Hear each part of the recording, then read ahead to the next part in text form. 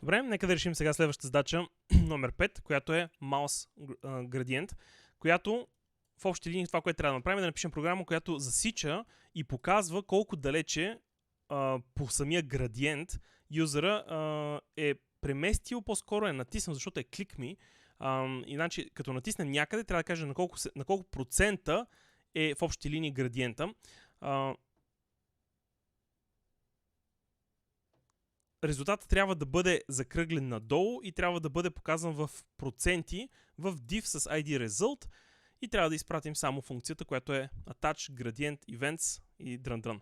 Така че нека да разгледаме задачката и да се опитаме да извлечем смисъл от нея. Какво трябва да направим?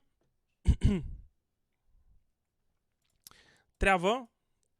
Секунда само, нека да си стартирам. Тук имаме един click me, като натиснем, трябва да се случва нещо. Хайде да започнем да разгледаме първо какво се случва тук. Имаме click me, имаме ID result, имаме някакъв JavaScript, който се инклудва, който е в app.js. Аз отивам веднага в app.js и виждаме, че това to do всъщност се изпълнява... хайде да го върна. Това to do се изпълнява веднага при зареждане на страница. Де факто трябва да си закачим ивентите, както говорихме. Все пак това тренираме в момента. Добре. Let. Какво ще го наречем това нещо? Градиент. Имаме градиент бокс и градиент. Ще го кръста градиент елемент е равно на document get element by id градиент, така нататък. Имаме градиента вече. Окей. Върху него ще искаме съответно да имаме някакъв клик event. Айде. Затова казваме gradient element.add event listener на клик и подаваме функция. Добре, време да подадем просто такава функция. Хай за разнообразие ще използвам. Трябва да внимавате с използването на this в тази ситуация, но защото this няма да е това, което ще е в другата ситуация.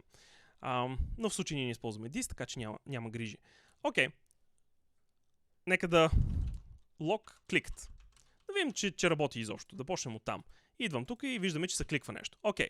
Хайде да си разпечатаме event object-а, да си го разпечатаме и да видим дали какво можем да го използваме. Като цъкнем нещо и виждаме mouse event и влизаме тук и се забиваме. Коя от всичките неща може да ни свърши работа? Имаме... целта е да вземем някакви координати. Примерно можем да използваме имаме client X и client Y. Хайде да ги пробваме тях. Само да сканирам, да видя дали нещо друго може да ни свърши работа. Това са почти същото нещо. Имаме някакъв offset, което е интересно. Това ми е интересно какво е. Защото, хайде направо да отидем да го видим. JS event offset X. И четем. Гледайте какво става.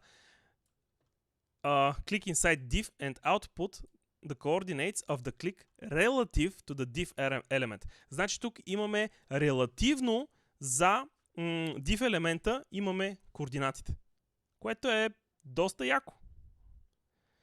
Доста яко. Де факто, ако съм прав и да кажем принтираме, хайде, ще натисна и тук най-горе в началото. Цък. Идвам тук и гледаме същите тези Client X и Client Y са 10 на 10. Защо? Ами тук имаме по 10 см имаме отстояние. Ако не ми вярвате, ще включа елемент и ще видите, че този елемент, всъщност, какво ми трябва? Това ми трябва. Това е цялото body.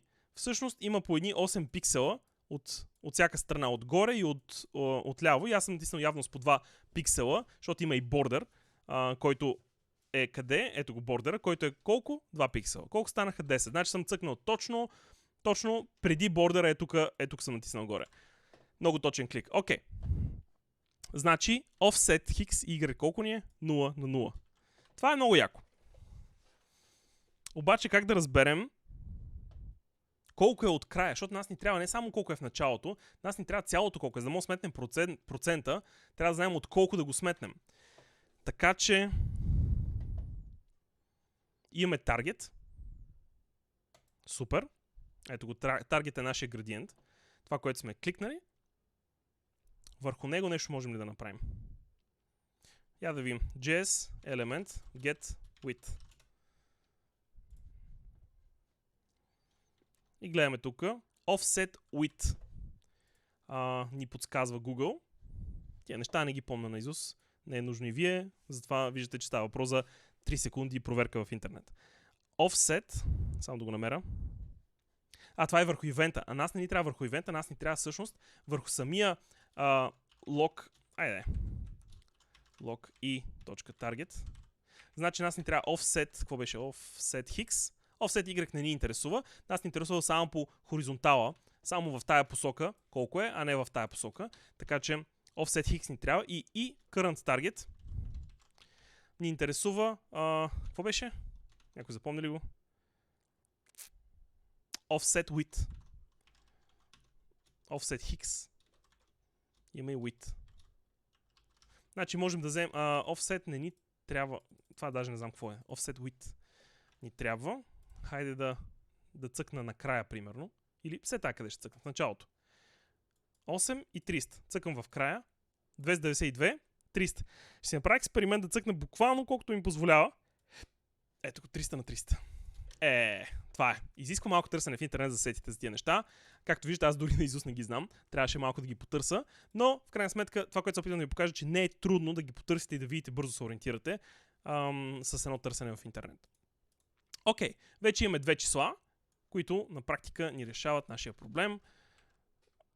Идвам тук, трябва това и тук си декларирам. Let... ще го кръста така, всъщност. Offset x.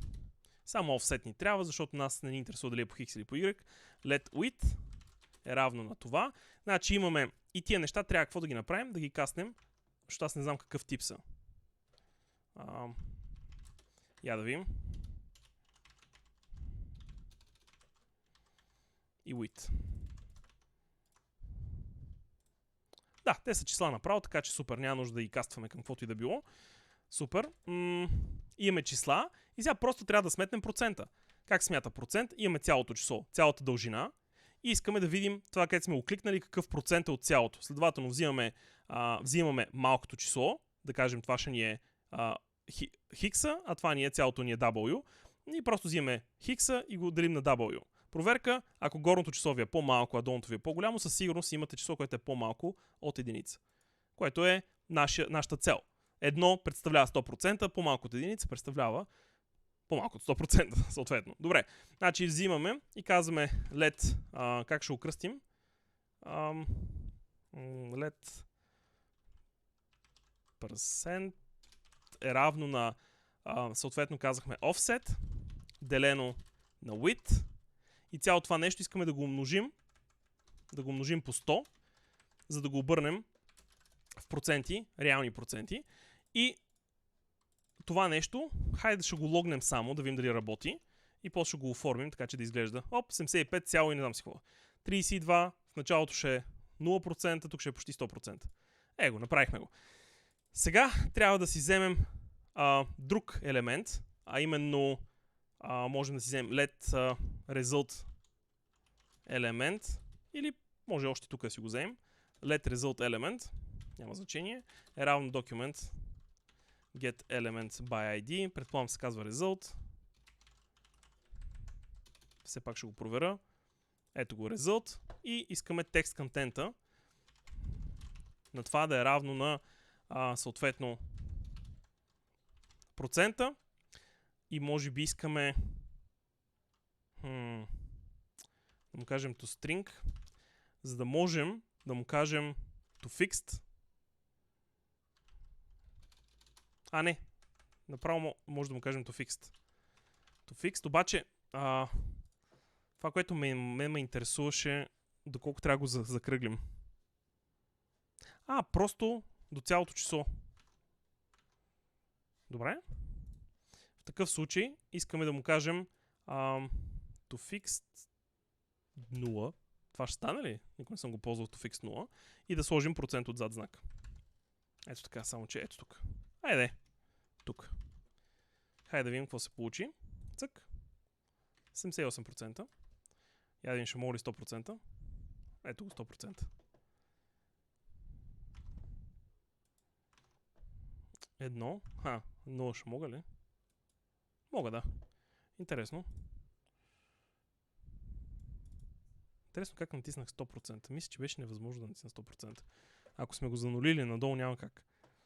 Rounded down.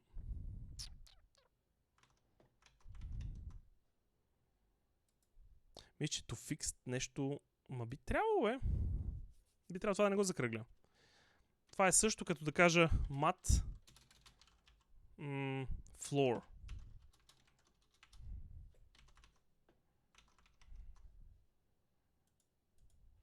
Пак мога 100%. Добре. Значи няма значение кое от всичките варианти ще направите.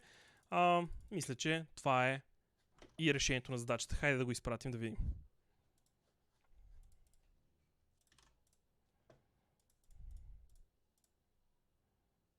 Стига да е.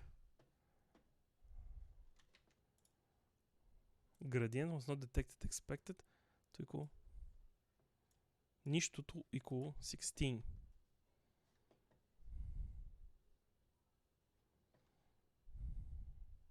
16%. Нещо не го разпозна джаджа като хората. Имаме си градиент. Click me. Имаме си всичко. Защо? Какво бърках?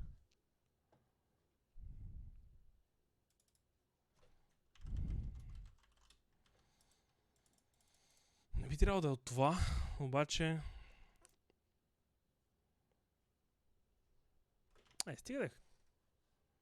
И най-интересно там пише, че празен стринг, което е много странно. Защо празен стринг?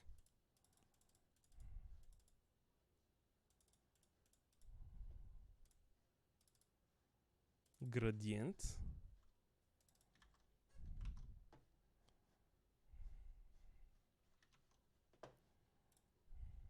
Да бе, градиент е. Unexpected error. Gradient was not detected. Че аз нямам градиент с главна буква. Защо ми го показва така? Градиент, тук само с малка буква.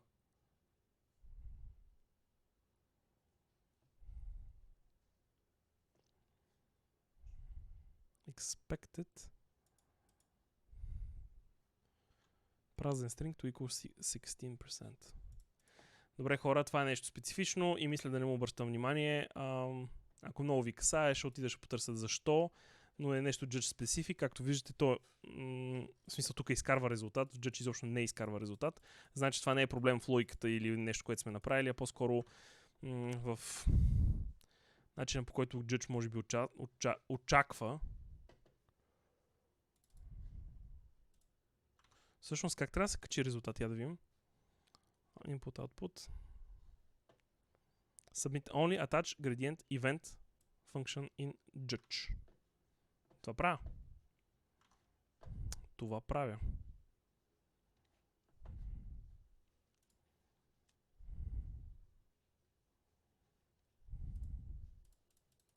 Добре, зарязваме задачата, защото наистина не ми хрумва какъв може да е проблема с Judge в момента. За мен е по-важно, че сме решили задачата, пък оттам насетне другото са някакви детайли, които просто трябва да се пита защо се получава това. Добре, ще се видим в следващата задача.